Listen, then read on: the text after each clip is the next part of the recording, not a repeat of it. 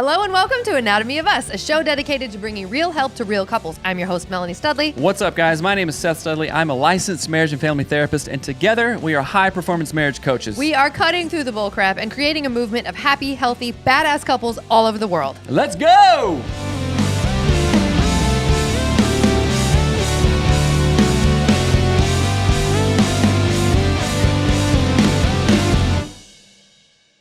What's up? Welcome to Anatomy of Us podcast. Today we have a super cool guest, Coach Bryan Ward. What's up, my man? How you doing? Thank you guys for having me. I've been super pumped about this, man. Yeah. I've like my day has just been on fire because I've been so excited about doing this. Awesome. Well, thank you so much for taking the time and hanging out. You're the host of the Dad Up podcast, the Dad Up tribe, and the whole host of Dad Up stuff. And I really, I'll just dive in, real talk. I really love seeing your posts and stuff because it's like, oh, this dude has it dialed in, like how you treat your wife, how you treat yourself, how you treat your children, too. Your children are a little bit older than ours. And I'm just like, I look at your stuff and not like, oh, okay, he's got it all together, and whatever. But it's such an inspiration to be like, okay, this looks like a well-lived, well-intentioned life. And it just encourages me as a dad, of course, as a man, and I know you encourage a lot of people out there too. So for folks who haven't heard who you are, why don't you go ahead and introduce yourself, what you do, some history and stuff like that. Awesome. Well, thank you for that, Seth. First of all, thank you for that introduction. I am by no means perfect. And, I try to live my life the best way I can for my family and myself, but I make mistakes every single day as a dad, as a husband.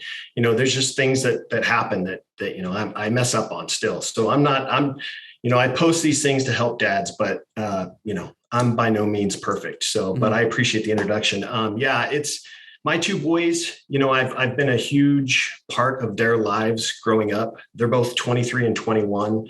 So they're older now. But, when I grew up, I had parents still married to this day, 50 years married. They worked blue collar jobs and they weren't real active, real involved in my life as a young boy. And that impacted me. And I didn't realize it then as much as I do now, how much that really did have an impact in my life. Because, I played sports, from elementary school all the way up through high school, I played sports. And I can count on one hand how many parent-teacher conferences they may have come to, open houses, sporting events, my games. I used to ride to my games or practices with my friends' parents because my parents couldn't go. That's not necessarily a knock on them. They just had jobs, they had to work. And so a lot of that fell on my shoulders as a young boy, and that impacted me. And I knew then that I wasn't going to be that way. And so when my wife and I had our first boy, I was going to do everything in my power to make sure I was 100% dialed in with him as a dad for him. And the job, I work corporate America. So the job that I had at the time, it had to align with my values as a dad. And if it didn't, because there are parents out there that don't have jobs that allow them to be active in their kids' lives as much as they want to be. For me, that wasn't a choice. If my job wasn't going to be flexible for me, I would have found a different job. That's how important it was to me. So I've coached since my boys were 4 years old, all the way up through high school. I've coached their teams. I have been at every single function that they attended in school, parent-teacher conferences, open houses. It was just important to me. I wanted to be there. I wanted to be involved. And so I hit a tough spot in my life where my younger son, he was a senior in high school. And I knew that my older son at the time was in college. And I knew that my role, it seemed to me that my role as a dad had essentially ended because my younger son was now 18 years old and he was going to be graduating high school and going off on his own, and he was independent and all that. So I felt in my heart like my role as a dad has been accomplished and there's nothing else I can do as a dad for them to be there. And I talked to, my brother-in-law about this, and I was telling him, I'm like, I feel this is like this void in my heart. I don't know what's next. Obviously, as you know, Seth, obviously as dads, we're always going to be there for our kids, regardless of their age, right? And for you too, Melanie, as far as moms go, I mean, we're always going to be there for our kids. when they're, older. That's never going to end. But I felt the void at the time, and I didn't know what was next for me. I was looking forward to being an empty nester with my wife. I was looking forward to that part, but I just felt like I'm missing something now. I did what I was supposed to do. My wife and I did what we were supposed to do. Now what? And somebody said to me, they said, there's one outstanding quality you have about yourself, and that's being a dad. And why don't you elevate that into some sort of platform or brand to where you can help inspire other dads? And it was mentioned doing a podcast. And this was almost 3 years ago now, mentioned doing a podcast, and I'd listened to them. They weren't super important to me, but I had listened to a few, so I knew about them, looked into it, talked to my wife. She's like, oh my gosh, you'd be great at it. And that's kind of how the ball started rolling. I thought, you know what? I'm going to talk to dads that are successful in their careers, successful in their home life. They can provide encouragement, tips, strategies for dads that may be struggling in areas being a dad. And so that was how the journey kind of got started. And that's where I am today. I've been featured on CNN.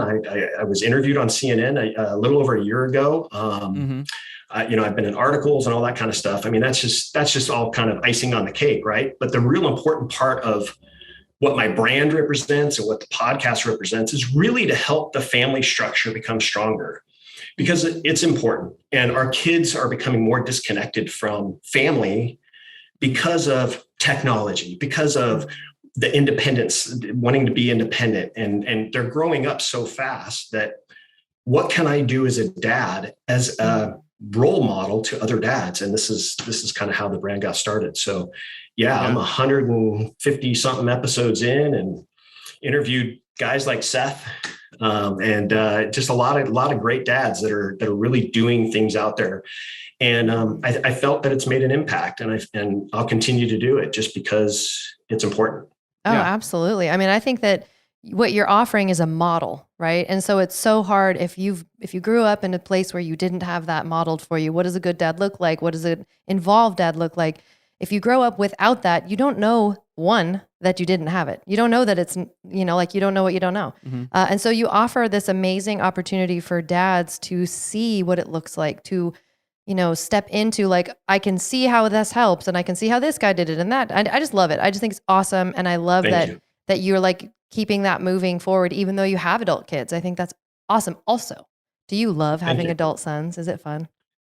I will tell you what, I have dads that come to me and go, my kid just doesn't want to hang around with me. It doesn't want to be, doesn't interested in, like, my boys were growing up. I'm a Raider guy, right? My boys are, probably shouldn't say that on the podcast. My boys were growing up, they were all into Raiders, and they were all into NASCAR. That's kind of stuff I was into. And then when they hit those teenage years, they were just like, no, I don't want any part of it. Don't hug me, Dad. I want to go hang out with friends. And I tell dads, I go, look, trust me when I tell you this.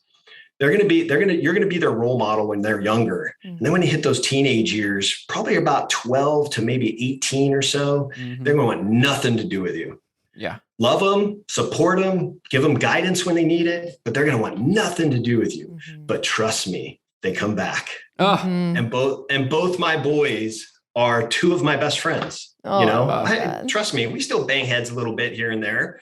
They're ornery, they're young men, but they're two of my best friends, and I love hanging out with them, and it's just cool. Okay, so I'm going to be honest here. So we have I guess I'm always honest, but real honest. No, we have a 14-year-old boy, a 13-year-old boy, and a 10-year-old daughter, right? And man, where the 14-year-old is right now, I took him to school this morning. His cousin usually picks him up, and that was something that I really enjoyed. I used to take both boys to school. I would pray with them on the way. We would see, just like look in the woods for deer and stuff like that. And just that, like, literal 12-minute drive, I cherished. I was like, this is going to go away soon. Like, I know it will. But I was like, I tried to make it fun every single time. And now I take the 13-year-old kid to school and still do the same stuff. But the 14-year-old, literally, I'm like, we have nothing to talk about. He doesn't want to do anything with me. He doesn't want to hang out. He's like none of this like stuff. An alien sometimes. And I was like constantly thinking, did I do something wrong? Was I in a bad mood and I yelled at him or something? Or like, does he not respect me? Is this just what have I done? Have I lost him, forever? So you saying that is really encouraging to me as a dad. The 13-year-old still wants to hang out with me all the time. He's just like talks and hangs out and is just, wild about it, which is great. But I want other dads to hear that who have similar age kids. Mm-hmm. So what I'm hearing you say is like, yep, you haven't lost them. Still worked tirelessly, endlessly to maintain that connection, to teach, we say this on the show, especially around parenting, more is caught than taught, so just how you're living your life. We got a whole new gym set up, and he's showing some interest in the gym. And I'm like, okay, let me teach you how to bench press and do the, cleans and do all this stuff, because you're not born with that knowledge, right? And I remember I had coaches in my life who taught me that stuff. I'm like, hey, just hang out. You can, sit over here and do, twiddle your thumbs while you're watching me. That's fine. But you're always invited. You're always, welcome in this space kind of thing. So that's how I'm trying to, keep it cool. But that's the key. That's the key, Seth, is when they're in those that age group where they're just, you think they're showing a disinterest in you. It's really not. They're just trying to figure out who they are, right? Mm-hmm. We talk about it a lot, especially in the parenting world. Our kids are really just trying to figure out who they are, especially in those teenage years. They're going through a lot of hormonal changes that are happening, and they're kind of lost. They're kind of confused. And I think the important part of especially in that age group, the important thing to remember is that you're constantly showing them love and constantly communicating with them as much as you can. They may give you those one-word answers. I hate the, hey, how was school? Oh, it was good. Yeah. Our kid just goes, normal. Yeah. Right. Hey man, how was school? How's your day? Normal. Right. So that's why I encourage dads that open-ended questions are always the best instead of the closed-ended questions. The open-ended questions are the best. They may not be interested in talking. That's okay. But at least you're showing an interest, but showing them love, showing them the interest in talking to them, communicating with them, guidance. If they need help with anything, or if they seem like there's something on their mind, just ask them. Mm-hmm. So you'd be amazed at how many times they will open up. Mm-hmm. They may not at the moment, but they'll eventually open up if there's something on their mind. Mm-hmm. But you're showing an interest. That he showed an interest in weightlifting, working out. That's your in, right? Right. He's showing an interest in something. That's my in. During the pandemic, we had a tremendous amount of students who were working remotely, right? They were online learning. Mm-hmm. And that was a huge transition, not only for kids, but for parents too. And one of the things that I had a lot of dads asking me is, I can't get my child, he's home all day. I can't get him off the video games. Yeah. Mm-hmm. Okay, well, there do have to be boundaries because they do still have school, right? But who cares? They're stuck. They can't go out with their friends because we're in this terrible mess right now. Mm-hmm. So join them, play with them on the video games. Mm-hmm. That's a way to show, oh, my dad's interested in doing this. Wow. Okay. Mm-hmm. And have them teach you. Yeah. Those kind of things, like the things that they're interested in, you may not necessarily be interested in it, Seth or Melanie. You may not be interested in it, right? Show interest. Well, it's so funny that you said that, because our newest thing lately, and this happened a few years ago, but we had to pause. I loved Mario as a kid. Like, I was a Nintendo player. I played Mario, I played Tetris, I played all the things. And our kids recently just brought Mario back out, and they're like, Mom, want to play Mario? And so now we actually have to schedule in enough time at night so that we can play enough levels of Mario so that we all get it out. But it's so much fun, so much fun. And I think parents take for granted that those moments really do matter. Like, you're right next to me. We're having a good time. We're laughing about the same thing. I'm not in trouble. You don't think what I'm doing is wrong or bad or dumb or whatever. So yeah, I just love that you brought up, like, I love old school video games. Now, don't give me any Fortnite. I don't know how to play with a dancing banana. That's too hard. But I do love Mario. Yeah. Again, just going back to what you're saying about the working out, I think that's tremendous. And that's a great opportunity for you guys to connect and show him, like you said, help him, because he has to learn the mechanics so he doesn't hurt himself, right? He's still growing, but just showing an interest in helping him along and guiding him. You'll be amazed at the conversations that'll come up during that time too. It may be something that's on his mind that he hasn't been comfortable talking to you about necessarily, right? So the car rides are another great opportunity. I know kids a lot of times are on their phones in the car. I used to take those opportunities. My boys got phones when they were 12 years old, but I used to take those opportunities, whether it was a 10-minute drive or a 20-minute drive. I used to take those opportunities just to ask them about their day and just kind of get them talking a little bit. So yeah, car rides are huge. Turn the radio down, ask them a couple questions and feel where they're at. And maybe they'll open up to you. So it's a captive audience, right? Yeah. They can't go anywhere. That's so funny. I have a question about, and this might sound out of the blue, but it made me think of it. Do you ever run into so you work with men, do their wives do anything that stops them from showing up fully as a dad? I know that sounds like a weird way to say it, but I hadn't formulated it before I said it. But do you see what I'm asking? Like, is there a thing that women could learn about what it means to be a dad? I don't know if that makes any sense, but I understand I understand what you're saying. And I haven't had a whole lot of experience with dads bringing up their wives' side of situations. I do know that there are times, and this has happened in my own personal life, but I do know that there are times where dads, we're a little bit more rough, kind of like, you bump your knee, shake it off, keep going, that kind of thing, right? Where moms want to bandage it and take care of it and love on them and all that kind of stuff. So they're more of the sensitive side of things. Dads are a little bit like, yeah, whatever. Right.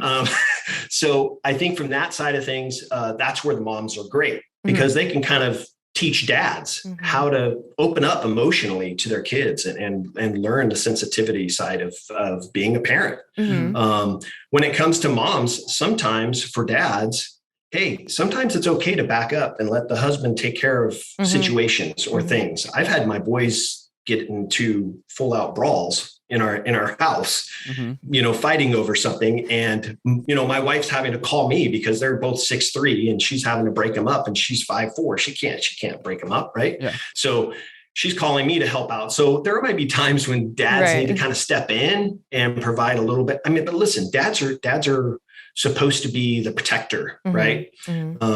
Providing that safety net for our kids and providing the safety within our homes. I think that's where moms need to kind of let their husbands take those roles. I think that's important.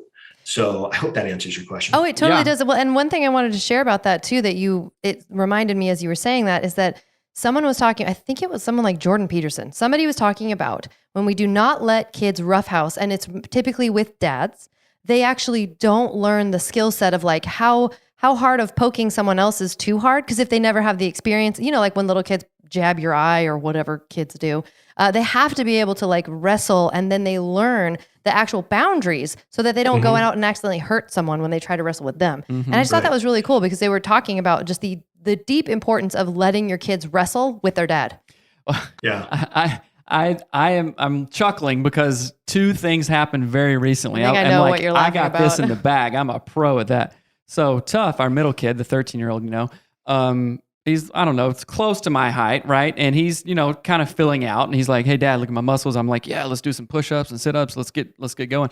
So he came up and punched me, and it's kind of a sucker punch, and it got me off total not expecting it. I just reacted and like punched him back like in the shoulder. I mean, not like obviously we're not like fighting or anything, but he was like, it made him mad. I was like, "Dude, you punched me first." Right. and then we had a conversation about it, so that was pretty cool. It's like, okay, how far can I go with Dad? It's like, oh, that's sometimes what may happen, but it's not, I didn't hit him, right? It's all good. And then disclaimer, this is disclaimer. Disclaimer. It's all cool, right? And then our daughter, who is almost a green belt in Taekwondo, she is just she's intense. She's wild, and I love it, right? So she was kind of, punching me, but she was punching as hard as she could. My hands were up and stuff like that, and we're kind of dodging and stuff. And then she like jumped up and I ducked, and she literally punched me right in the lip. And I was like, "Oh, that hurt." And instantly she felt bad and stuff like that. And, just hugged me and wouldn't let go. And I was like, "Hey, sweetheart, we were just playing. Right. We were just playing. Daddy's okay. Daddy's not mad. You're not in trouble. We're playing.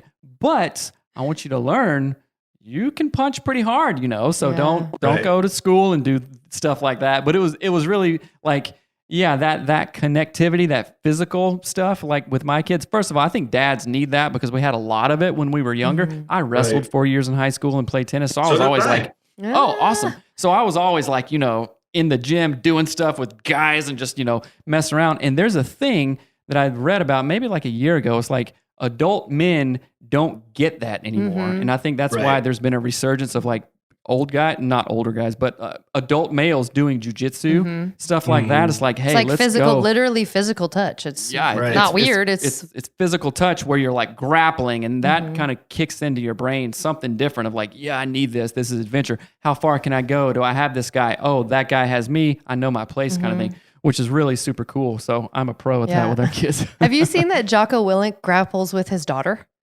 And she's like an adult. Oh, that's cool. It was the coolest thing. I had only seen like a snippet of it. She looks tough. I mean, she's a black belt in jiu-jitsu. She'd kick your butt for sure. Yeah, but it was really cool to see that. Like just even that, I feel like that is a really awesome example of a dad. Yeah. I love it. Yeah, I used to wrestle with my boys and roughhouse with my boys and stuff. And it's funny that you're talking about, kind of punching, doing stuff with them. We were just up visiting family over the summer, and for the first time, my brother-in-law had gloves, and he's like, "Hey, I'm going to take the boys out. We're just going to kind of punch around, with the gloves on." I'm like, "All right, cool, I'm in." Right? I'm a Marine, so I'm like, "Yeah, I'm in." Mm-hmm. And my boys are. I'm 5'10", they're 6'3", right? They're both 6'3", so they're coming out, and now Mama Bear is like. I call her Mama Bear, but my wife, Andrea, she's like, "Oh, no, I don't want them to get," I'm like, "Relax. We got gloves on. Relax. We're good." Mm-hmm. And I'll tell you what, my two boys, when they got the ring and had the gloves on, they were throwing down. Like I even was like, whoa, these guys are taking out some like past memories of like stuff, on each other. But then I got in, I went to go against my older son. And he was not laying off. Like he was throwing. I'm like, okay, all right, you're 23 now. All right. We're going. Right. Yeah. I bet that felt really fun. And I was going to say, it's got to feel so good. It was a blast. Now my wife's standing in the corner and she's like, oh my God, stop. I'm like, relax, we're good. Right. And I was not going easy on him. I was not. Yeah. I want to speak to that because this is something that I had to learn as a wife. So my family is very like protective. You don't like in a, not a great way. So like, oh, don't make him do that hard thing. Don't make him do that whatever thing that he doesn't want to do. I'm like, oh, that does not raise strong sons. And I don't want that for my own sons. And luckily, he's a proper cowboy. He rode horses and his brother was a bull rider. I mean, it's like for real cowboy over here. And so he helped me see like, you just have to let them fight. You just have to let them play rough. You've just got to let me do these things with them. Mm-hmm. Otherwise, they're not going to be as full as they can be as men. Soft. And they're going to be soft if you don't, whatever. And so I've had to find literally like coping strategies because this like alert goes off in me that I know is wrong. And I know that sounds weird. I know it's there for a reason, but I know that I'm hypersensitive to stuff as well. So I have trained myself. If they're doing something that I think they might get hurt doing, I literally don't look. That's like one of my, I just don't look. Because whatever, I mean, I want them to be able to do what they want to do. Mm-hmm. And it's just, I want to say that for the women out there, if you feel like you are being too protective of your sons, especially doing roughhouse type things or your daughters, doesn't matter. If you feel like you're being too protective, find mechanisms for yourself. Otherwise, you're burdening your husband with having to calm you down all the time. And that's not the point, right? The point is for your kids to roughhouse and play and learn the skills that they need to learn that only roughhouse and play can teach them. So I'll get off my soapbox. Yeah, no, it's great points. And I think when we were doing this boxing thing, my wife was telling me, I was still in the house, they were outside, and she's like, Blake and Brett are going at it right now. And I'm like, oh, cool. I want to check this out. And my wife's like, no, they need to stop. I'm like, relax, they're good. Just let them, they're good. Right. And then when the 2 or 3 minutes were done, they hugged each other, shook it out. They were all good. Right. That's so And funny. then, I don't know why though, my wife stayed in the house when they were watching and she tried to like mingle with family and tried not to pay attention. Mm-hmm. But when she heard that I was out boxing with my son, she immediately came out. Like, I don't know if she was coming out to get on me about, don't do that. Or if she wanted to see me get my butt kicked. I don't know. Oh, that's too funny. I think maybe it was she was curious and it piqued her interest. Like, okay, now my husband is out there. So now I'm more connected to it. Yeah. I want to see what's going on. If like me and the boys were out, say, I don't know, mud wrestling or something, you wouldn't be like, oh, don't, you would come out and see what we were doing, because I think number one, you would be interested in, oh, wait a minute. I would want to see the dynamics of it. The dynamic. And this is like a full expression of like, okay, mm-hmm. guys doing, goofy stuff or whatnot. And, right. I think it's cool. Like, I think men, dads especially, we get super hyper focused, like at least the good dads out there who want to be responsible and accountable and like, okay, I want to raise my children in a good way. I'm going to be present. I'm going to give them what I may or may not have had growing up, like you mm-hmm. did, As a therapist, I always believe that people try the best that they can with what they have, right? And we want right. to be better than how we grew up, no matter what, right? Mm-hmm. So, what would you say that you see oftentimes with like young dads, and what are some of the pitfalls? Because we're like, okay, I got to be a dad, I got to work and provide and do all this stuff.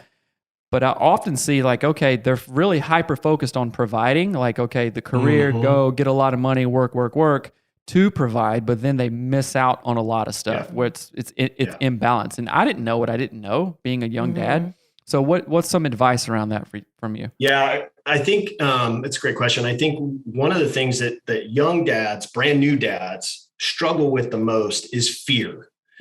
The fear of not only now I'm responsible for this gift from God, right? Because they're a loan to us. Our children are on loan to us from God, right? Mm-hmm. So they're now this gift from God that I have to care for and take care of and teach them and help them grow to be, functioning adults. Mm-hmm. So I think it's fear of that, fear of what am I going to do to provide for this child? Safety, a roof over their head, food and clothing, all that kind of stuff. So that's a big struggle for new dads, is the fear of what do I do mm-hmm. from raising to providing.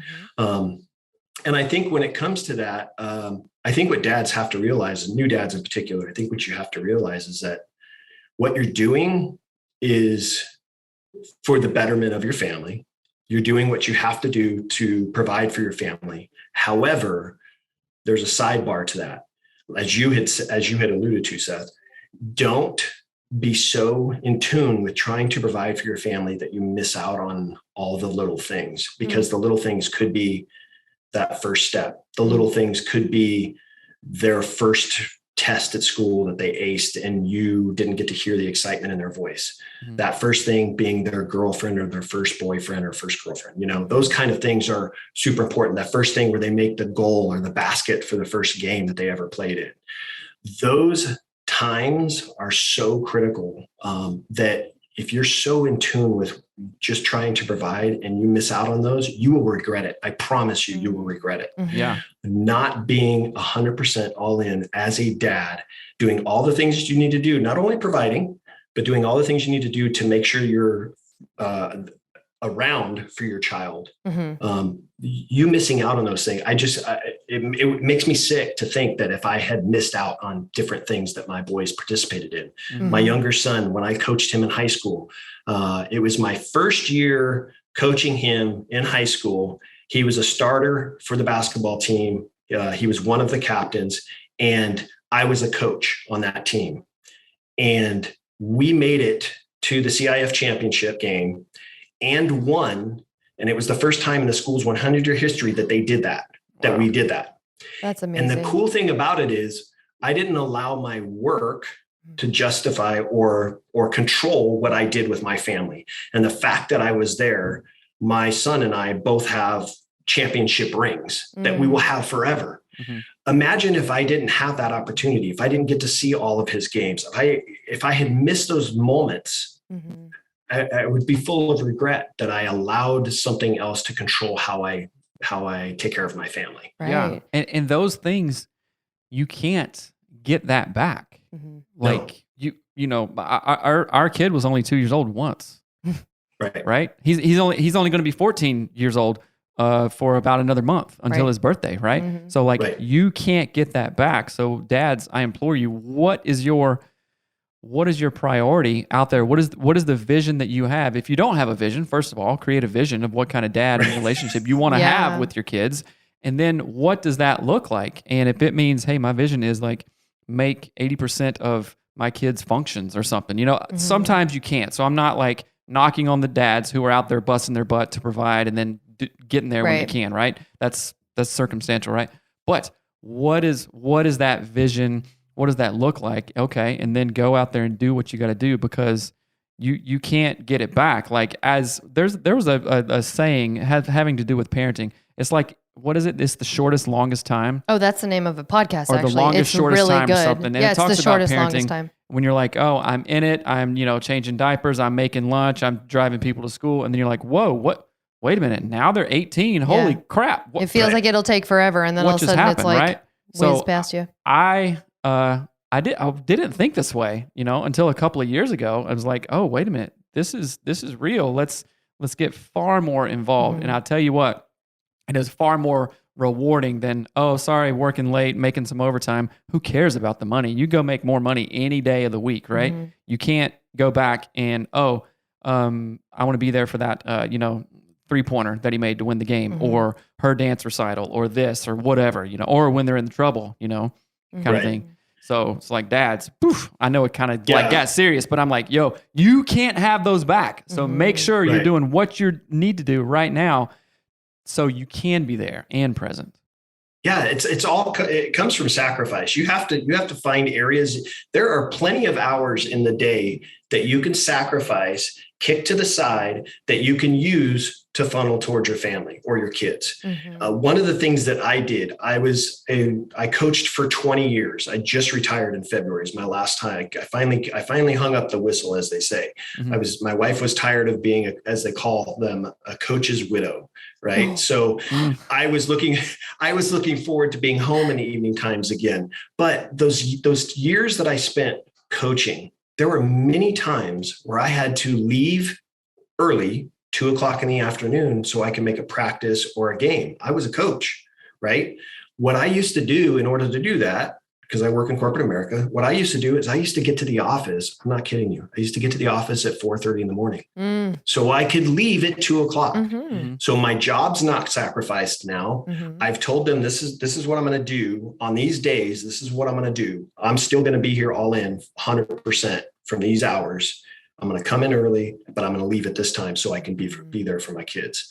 And so I used to do that. 4:30 in the morning, I was at the office on game days or practice days, so I could be at those practices. That was just sacrifice. I was willing to sacrifice a little bit of sleep, because my kids were that important to me. Yeah. What an amazing example of like dedication that sets for your kids. Thank you. And it makes me think too, I'm curious to know if you, in like while your kids were growing up, but also now, do you talk to them in a way that this is going to sound weird, in a way that you see like people around you are not talking to their own children about the importance of presence? Does that make sense?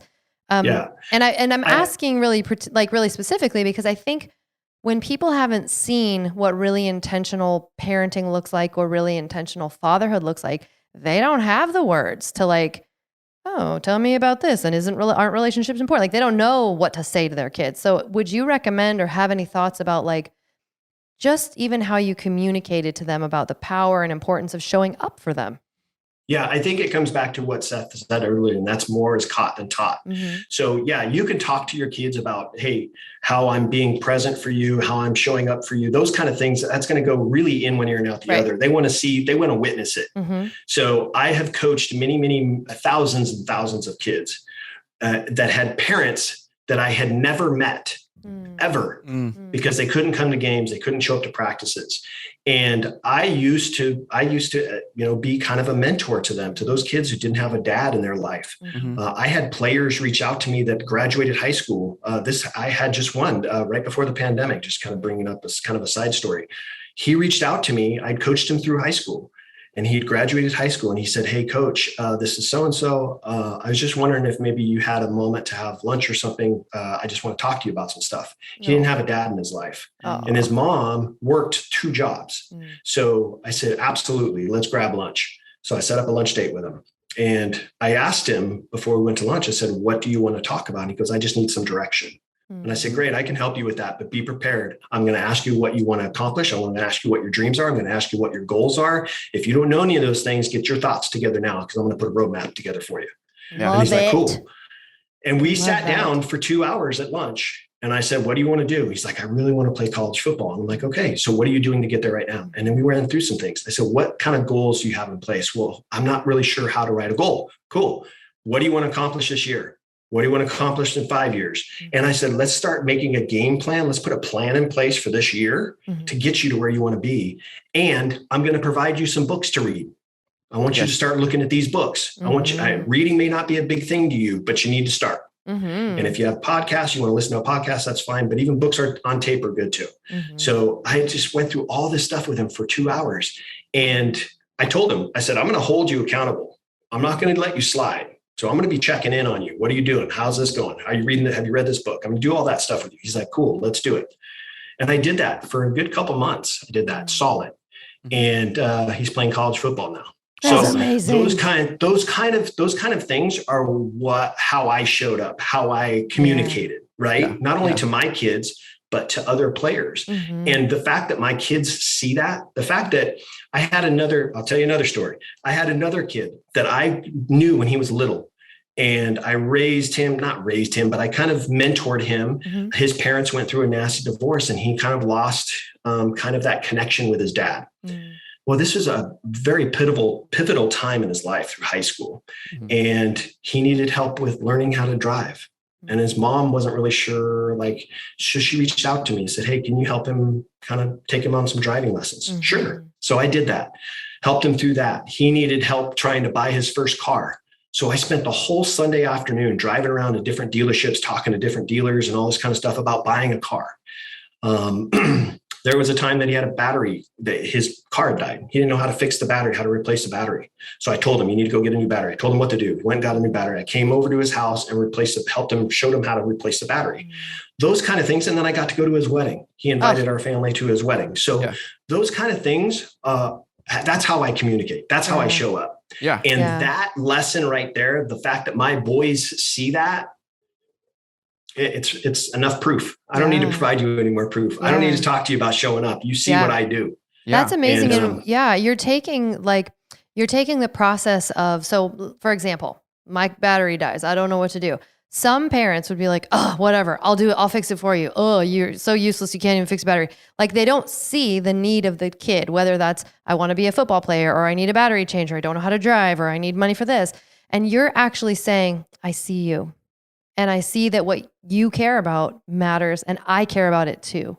And I'm going to help you get there, but I'm not going to do it for you. And I'm not going to leave you on the sidelines. I'm going to bring you in, and I'm going to teach you, and I'm going to show you. And again, I'm taking the time to really explain what you're doing. It comes second nature to you. But if people weren't raised this way, with that, think of a loving dad arm is coming around the side going, I got you, dude. I got you. Without that feeling, some men just don't know how to do it. But if I can share that in a way, and using your examples, and help men step in differently for their sons or their daughters or whatever, I mean, that is a game changer.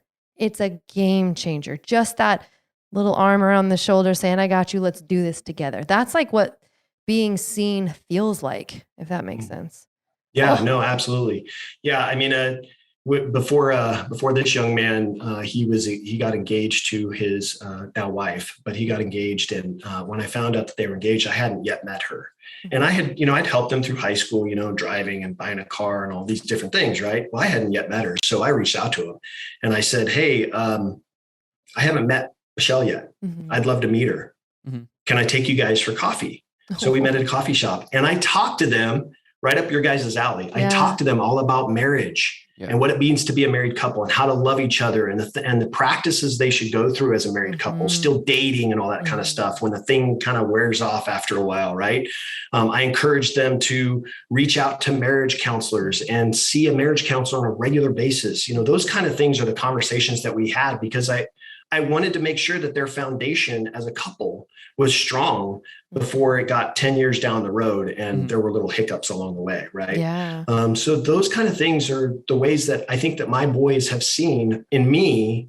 And if I had to bet my house right now, I'd bet my house that they will be the same way with their families. Yeah. Yeah. Yeah. Cause they know it, and we go to what we know. Yeah. Right. In stress or in good times. So make sure that you are out there knowing and gathering good experiences and knowledge. And I I want to say something. This like solidifies why I kind of like you so much, right? Because couldn't figure it out, but now I think like I figured it out. Well, no, I mean, I had an idea, but like even just talking to you more. And here's the thing: if guys or women, but we're just talking about mainly guys, dad up and stuff, grew up in sports and had a coach and know that like camaraderie. It's like with wrestling practice. We practiced every single day during season and then in the off season, so it's like you're spending the majority of your time with these other sweaty dudes and also a couple of coaches, right? And that kind of camaraderie is so strong. And like a good coach goes, all right, I see this in you, see where you're struggling. Let me help you. Let me guide you. Let me tweak. Let me kick your butt sometimes. And then also let me be like, also know when like, whoa, he's maxed. Mm-hmm. Let me tell him it's okay. Okay, we're here. We got you, right? And so I know that you've done that. So that's one thing that I like about you. And then the other thing, so in my career as a therapist, I worked most of my days with boys, right? Mm-hmm. Boys 12 to 18, sometimes 22, but we would do this thing called outdoor experiential therapy, right? So I would take them camping. I would take them out in the woods. And these are guys that I've known since they were probably actually younger than 12, since like 8 and all the way up. So I'm with them for like, 5, 6, 7, 8 years. And we really get close. Some of them didn't have dads. So me like being able to fill in there, it's like they're such a sponge, and if I can pour, or when I would pour into them, it felt so real, so genuine, like, oh, wait a minute. This feels almost like falling off a log for me. Mm-hmm. It's hard work, of course, but it's like, oh, I remember being a boy. Now I can show you some stuff. I don't have it all together, but let me help you. And like, I see that you've done that with, thousands of other kids and stuff like that. So we have that in common. And I know how it feels like when a guy, a former student or player or something can call you up and go, hey, Coach Seth or whoever, give me your ear for a minute. I'm like, hey, okay, what you doing? What's going on? And that just feels like you can't bottle that. You can't can it. It's so it's awesome. It's an awesome feeling. And I know exactly that you know what I'm talking about. So that's not I don't talk to a lot of other dudes who know that, but you know it. And that's pretty rad. So it's good work, man. Yeah, thank you very much. It's something I cherish. I love being out in town and having now grown, young men, grown men come up to me and go, hey, do you remember me? And I'll go, because I coach thousands of kids, right? Yeah. And they go, you were my coach on this team. That I'm like, yeah, now I remember you.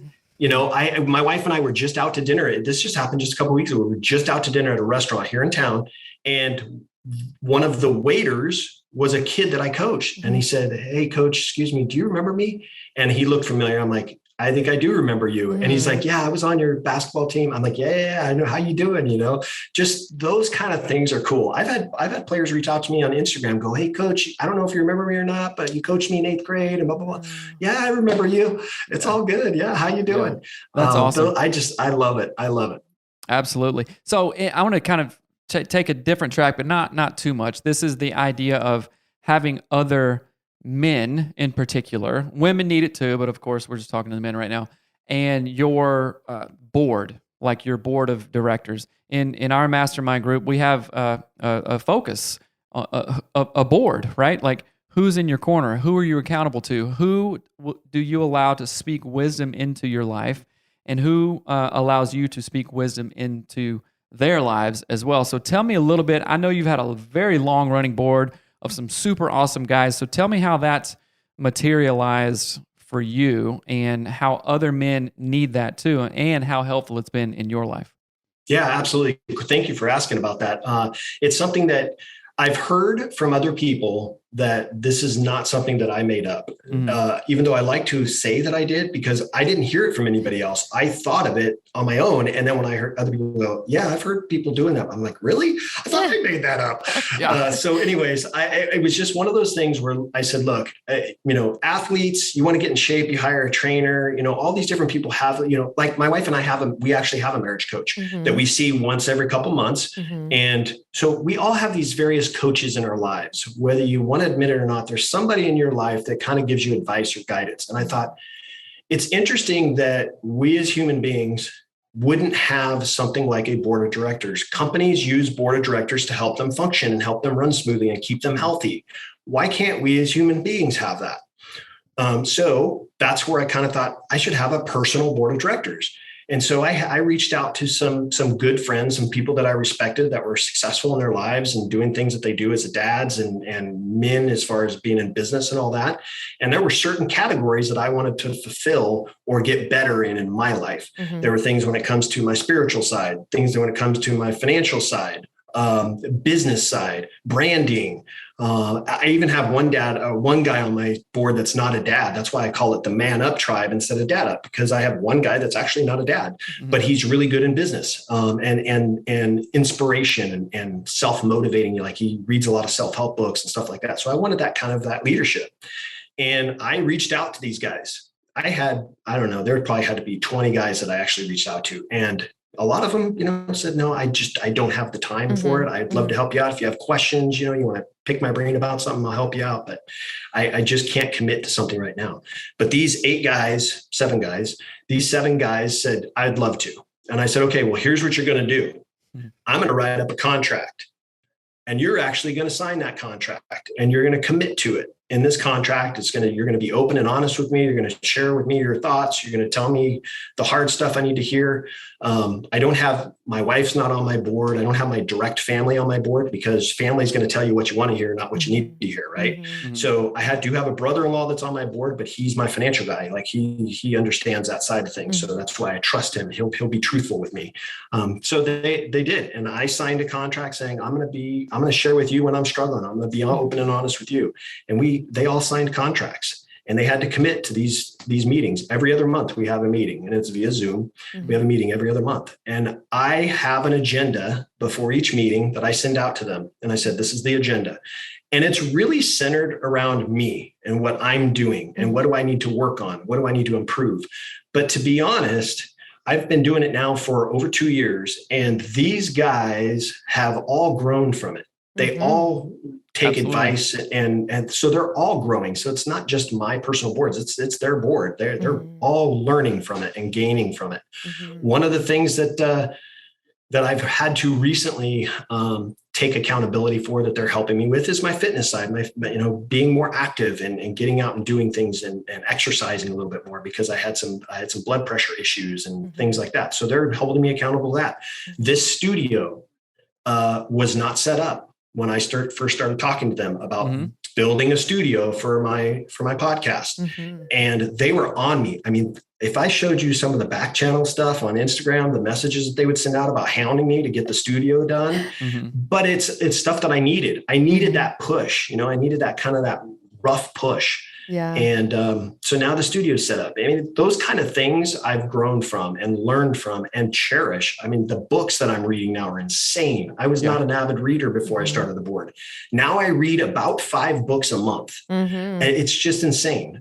So there were things that I had to learn to cut out in my life that they helped me realize, listening to talk radio in the car when I'm, going to the office, things like that, listening to podcasts or books on, books on audio books. Yeah. So those areas, they all help me out in, and I would highly recommend. It's one of the best things that I ever did and will continue to do. Every year I ask them if they want to continue. If they don't, they can bow out, but every single one of them has stayed on the whole time. So it's something that I highly encourage. Yeah, that's amazing. Melanie was tapping my leg, and that means that she wants to say something, but I have to say something. Me off right now. So a lot of guys, this is interesting because in my mastermind group that we have, one of the questions that I posed to the guys, this was topic of conversations in the different groups that we have. I said, hey, why don't men reach out to other men as often as we should? Just why, I wasn't calling anybody out on it. If I need to, sure, we can. But why don't we do that, right? Mm-hmm. And a lot of guys, and I can tell you what we came up with, a bunch of different answers that all make sense to me. But most guys don't do what you did. You're like, wait a minute, okay, I need some help. No, I'm stronger together than alone. Let me be vulnerable and ask a bunch of guys to help me here. That's essentially what you were asking. Like, hey, I need help. I need some not guidance, because I think you had it pretty much together. Guidance. Oh, there you go. Guidance. That could be It's a new podcast, brand right? for you. But a lot of guys don't do that. We try to white knuckle it and go, oh, well, I got it together, which of course we've seen guys fall apart and all this stuff. But what in you, I think this would be helpful for other guys to hear, what in you made you go, wait a minute, I'm going to maybe swallow my pride or put my ego down or whatnot and go, I'm going for it because I know that I will be better if I make this choice. So what was the connector there for you? Well, I think what you're saying is guys in particular, they're afraid to ask for help because it shows a sign of weakness. We don't want to look like we're weak. The crazy thing is, and I know you guys have talked about it. The crazy thing is you'll be amazed at how many people will actually love to help you if you just ask. Yeah. They don't know you don't need help unless you ask. It's like that old, Wayne Gretzky kind of quote, you miss 100% of the shots you don't take, right? Just ask, right? And so for me, it was like, look, I'm struggling in these areas and I know I need help. And for whatever reason, my mindset isn't strong enough to help me get over that bump in the road, right? Or that hurdle or that challenge. And why not ask somebody who's been there, done that, how to do that?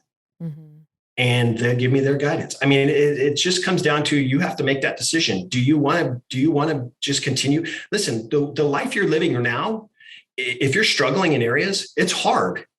And yes, asking people to help you, that can be hard, but choose your heart. Do you want to continue living in the life you're living now and not getting anywhere, like feeling lost or struggling in areas? Or do you just want to take a leap of faith and ask somebody for help? And you never know the answers you're going to get. Maybe they won't help you. Ask the next guy. Ask the next guy. And so I think it just comes down to making that decision. Look, I'm going to put, like you said, put my ego aside. I need some help in these areas. I want to succeed in these areas. This is important to me. I want to accomplish it. In order for me to do that, I need to figure out how to do that. You've done it. So how do I get there? Can you give me some tips? Yeah. It's just a matter of asking. Guys that have done it, and women too, but again, guys that have done it usually are always willing to help. Always.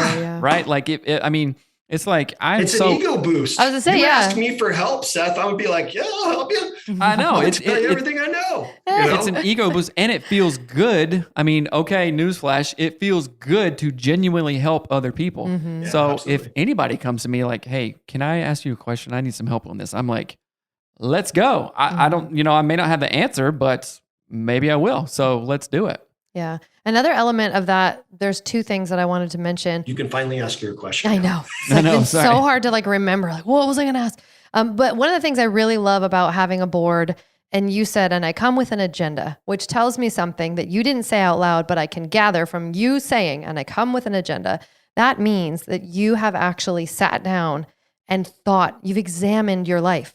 And that's a step that most people don't ever take. They are in it. It's driving them crazy, or they feel bad, or they're addicted, or they're whatever, or they are in bankruptcy or whatever, but they don't stop and examine their life. And then it's like the business model of working in your business versus working on your business, right? Like when you're in those meetings, you're working on, not in. You're not, day-to-day paying bills. You're like, wait a second, let's get above this. Let's talk about it from a higher plane. Let's think about it at a new level. And so I just really love that. Like, it makes me think of whoever said the unexamined life isn't worth living. Donatello, who knows?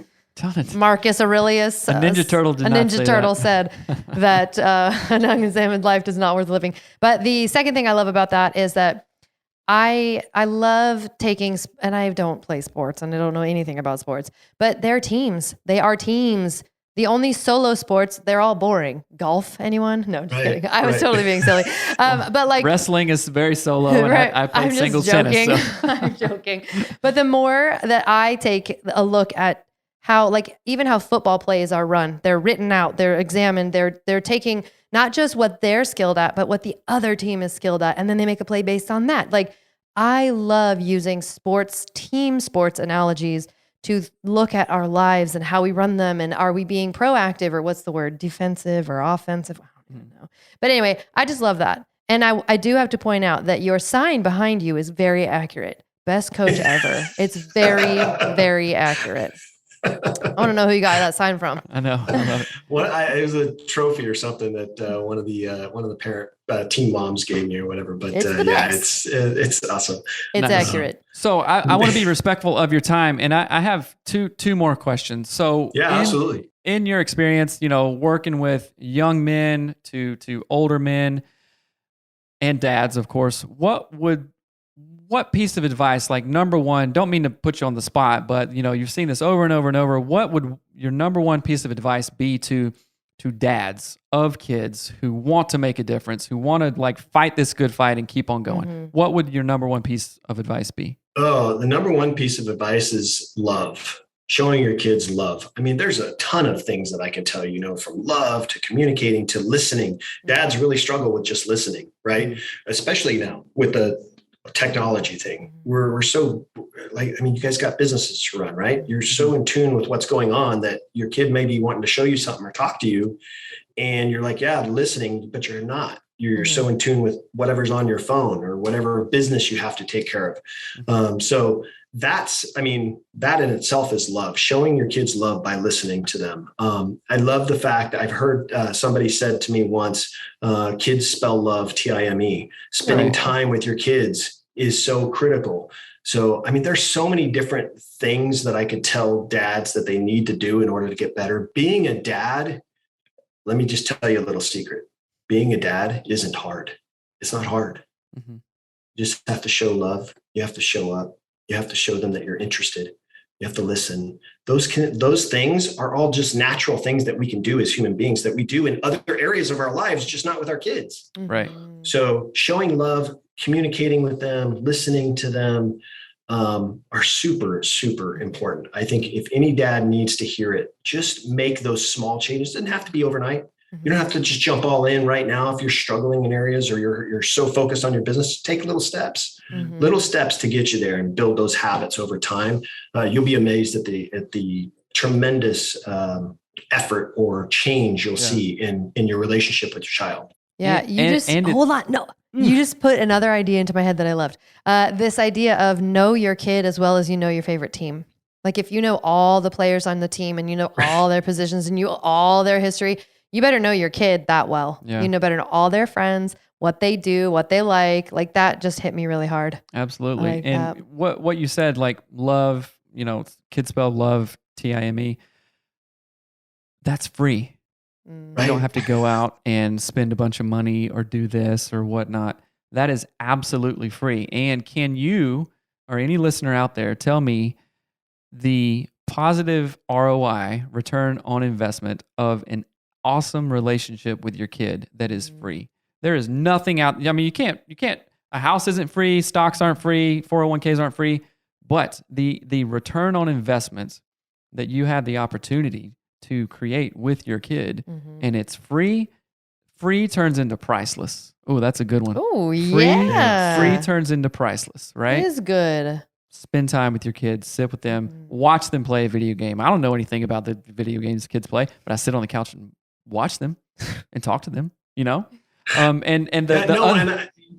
you're saying is so true, because if you think about, let's say your kids are 12 and 13, 14 years old right now, and you're not all in like you're supposed to be as a mom or a dad. Mm-hmm. Think about them 19, 20, 21, 22, 23, and the communication that they have with other people. I don't really have a great relationship with my parents. I don't really talk to my dad a whole lot. Mm-hmm. That's just, you have now, because of the time that you didn't spend with them when they were growing up, you have now broken that bond. That relationship isn't there. And that's what I try to tell the dads is like these times they're growing up before they hit those 18, 19-year-old ages when they're off on their own. These times are so critical because that's where the bond is strengthened. And I talk a lot about building that bond, strengthening that bond, because when they are like my boys, 23 and 21, and they're two of my best friends, my bond is so strong with them. And I attribute that to not only my work, but my wife's work, our work as parents with them.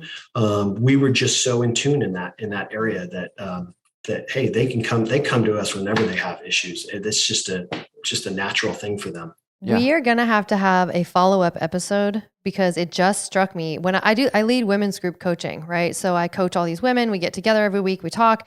And one of the most common things that we hear, and I'm walking through this with myself or with my own father, is that we don't know how to talk to them. They don't know how to talk to us. And it's so sad because you don't have another father. You get one, right? And so I think it would be awesome to almost do an episode solely based on repairing. Because like if you're a dad and your kid is 17, 18, 19, and you're like, oh my gosh, I'm not connected. Like the thing he just said is happening to me now. What do I do? Or you're a 40-year-old woman and you want to talk to your dad and they don't know how to connect. Like, I just think that would be so, so, so, so cool. And I just invited you back. Let's do it. Well, for sure. Okay. So I lied. I have two more questions. Well, number one, what is like something that's just giving you jazz right now? I don't care if it's RVing, if it's fishing, if it's who knows what, reading 5 books a month, I don't know. But what is something that you're just like, I recently got into this and I'm loving it? I'll tell you something real simple, and this is going to sound silly, but my younger son, he's away at college right now. He goes to Grand Canyon University in Arizona. We went out to visit him this weekend, my wife and I, because he just turned 21 last weekend, and my older son went out and my nephew went out and they partied with him. So it was our weekend this weekend. On our way out, he called us and said, I think I broke my foot. Oh, no. And we're like, oh, no. What happened? He's like, he's riding his longboard, practicing his longboard, and he fell off it.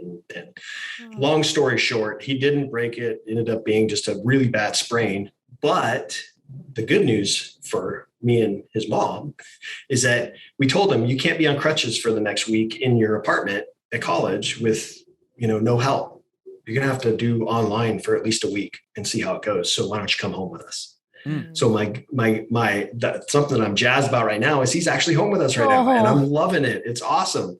It's cool. He, I went to pick up my wife from she teaches, and I went to pick her up from work, and he wanted to go. So he's hobbling along to the car, that's I'm jazzed about because he's home for the week as much as he didn't want to be. He wanted to be, off doing his thing, but so it's just something silly, but I love it. No, that's not silly at all. That's like time spent with someone you really, really love. So the last question better be about books he's reading. What's the last question? It's not that. Oh. But go ahead and ask that. Well, what books are you reading? What are your favorite books, and what books are like transformative for you that you would recommend we all read? I just finished a book that I absolutely loved, and I may read it again, but it's by Gary Vee. It just came out this last year, I believe, but it's called 12 and a half.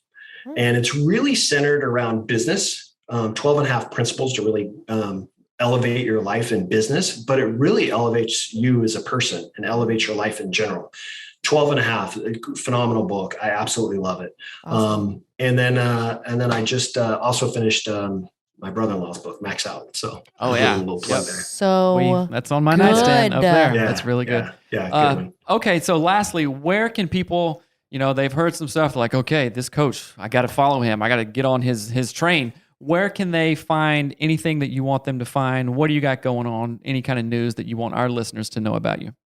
Yeah, absolutely. Well, first of all, thank you guys very much for having me. I absolutely adore you guys. You guys are awesome. I love what you guys do. And so I'm glad we've gotten to know each other and a little bit of friendship there. And I'm looking forward to growing that. So thank you for having me on the show. But, Same. Yes. But for me, Instagram is the best place to reach me. Dad Up Podcast. You can find me on Instagram there. I generally will read, unless there's some weird DMs. I generally read and respond to all my DMs, but they can find me, my website, Dad Up Tribe. They can find me, they can email me at daduptribe@gmail. Either I will respond or someone from my team will respond, but those are the best places. The Instagram really is the best place, Dad Up Podcast. Awesome. And do you have are you planning any live events or get-togethers for all us dads out here?